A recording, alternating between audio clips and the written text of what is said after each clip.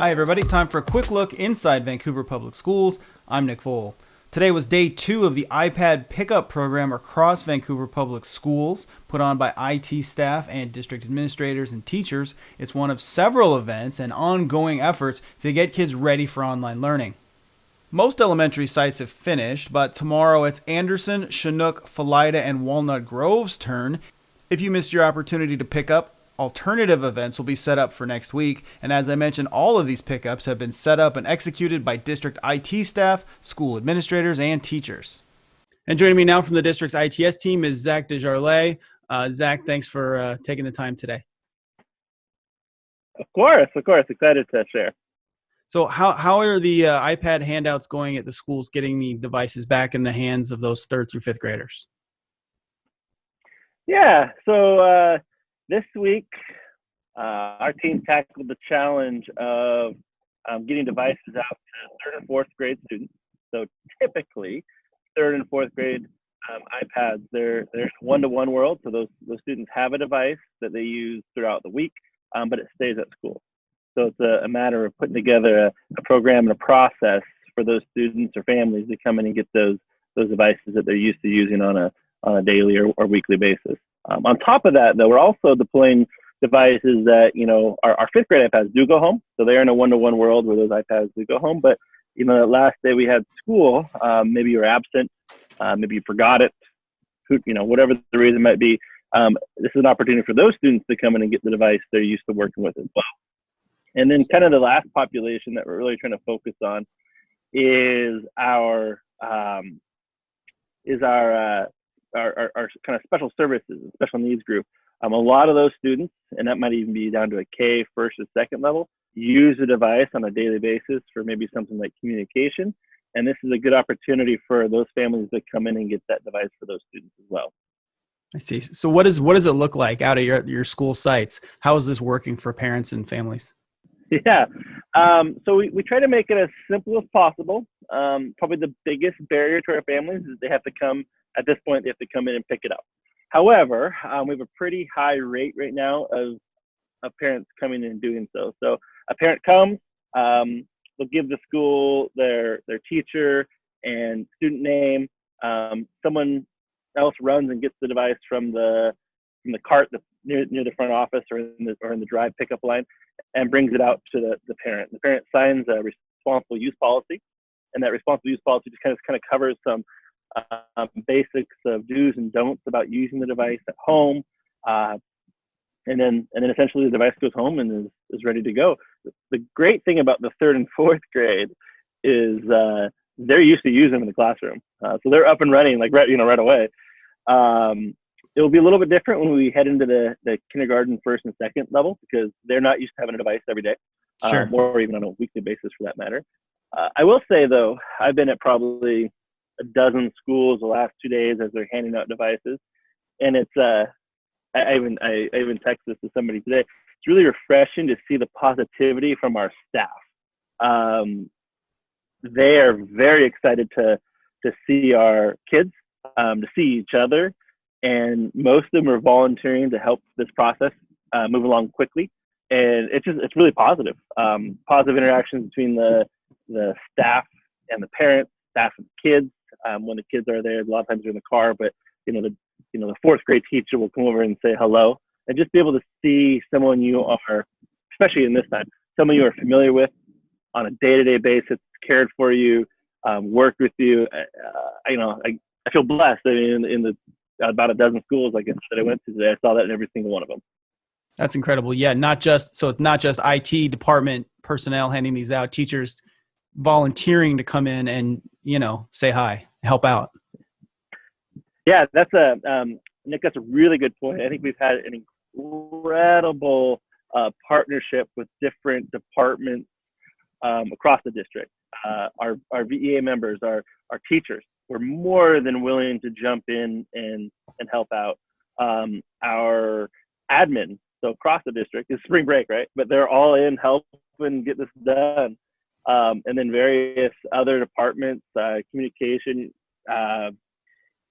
different district office departments have come in and covered shifts or connected with families to make this go smoothly. Nice. You mentioned the K through 2 students. They don't have devices yet, but I know that they're coming. What's the status of that plan? Yeah, it's a good one.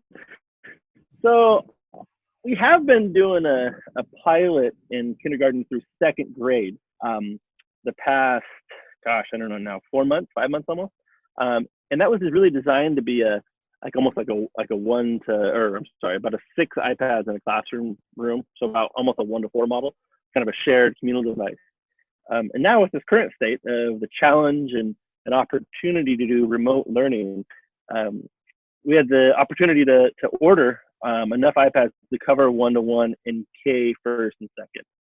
So those were on order from Apple, and actually they were really responsive to us and our need and our team, and was able to get them in quickly. So we actually got our first shipment yesterday, considering we ordered less than a week ago. Those come from overseas, so that's a pretty amazing turnaround time on their part, and our district office team to get that in and ordered. So that once they're in, they'll need to be barcoded. They'll have a laser and printer. We'll put Property of Vancouver Public Schools in the back. They'll be configured for the students. So that's one of the big things with this younger level who haven't had a lot of experience with an iPad or any technology for that matter. We want to make it as simple, as straightforward as possible, and we want to make it meaningful. I think in any of our work we've ever done, we never want to make it about we never want to make it about the technology, but we want to make it meaningful. And how can you advance? How can you deepen the learning of our students? And that's really what this has been about. So in this setting, we don't have a ton of time to work with our students or our teachers. So what support and scaffolding can we put in place to best support our students and families as these devices go home?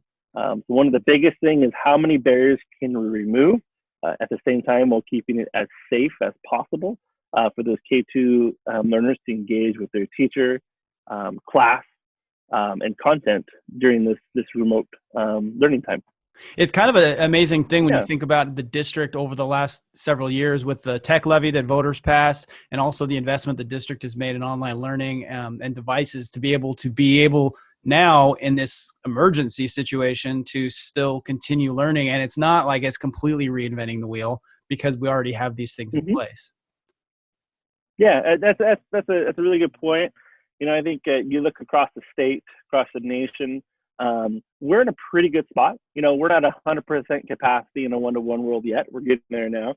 But a lot of the training, a lot of the support we've had from our parents, our community, our buildings, our teachers is, this is going to pay off for these kids now. And that's not to say we have it all figured out by any means, but we're in a pretty good spot. So one last question for you. There's been some questions online and to the school district about internet access. Some families don't have it. I know the district has some hotspots they've been providing families. Could you kind of talk about that program and what families need to do if they are interested in getting a hotspot? Of course. Our department a couple of years ago, and this is really some of the wins by one of our directors, Steve Bratt, had put together a grant through Sprint. And essentially what we got is we had to pay for 1,000 hotspots, and then we got the free service through Sprint through those 1,000 hotspots. So those have been in production for, I think this might even be year 3. And when this all came about, we instantly ordered more, knowing and expecting there would be a bigger need.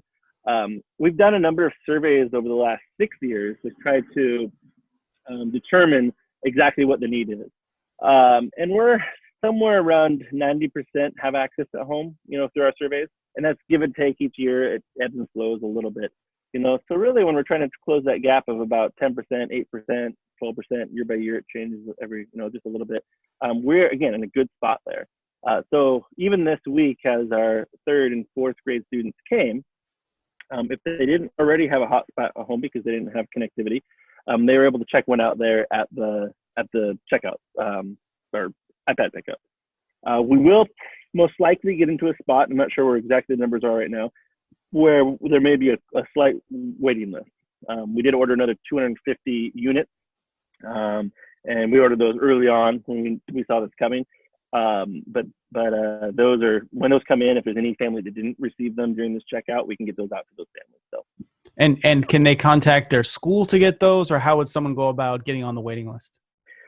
Yeah, it's a great question. Families can easily reach out to the school district, and then if they have a student device, this is probably the best way to do it. But if they actually have a student device, so if they're a third or fourth grade student, on the device somewhere there's an icon that says Student Help, and if they click that icon, it goes into an email, and that email they can request anything they want. If they need support on a certain app or a certain tool, or if they need a hotspot, they can request it there, and that. The reason why that's probably the most efficient way to go straight to our help desk and put it in a queue for us to answer or put into a spreadsheet where we're going to get those hotspots out to families if they still need them. Sure. Well, Zach, great job. Yeah. Keep working hard. Good job to your team. I know that it's a lot of work and you guys are doing a great job. So thank you very much for joining me today. I appreciate the time to share. This is great. And again, I just like to thank everybody. This is not just IT. This has been a huge lift on everyone across the district to get these out in time and really in a smooth way. So I'm very thankful for that. Great. Thanks, Zach. And thank you for watching this quick look. Hope you're enjoying your spring break. Until next time, I'm Nick Vole.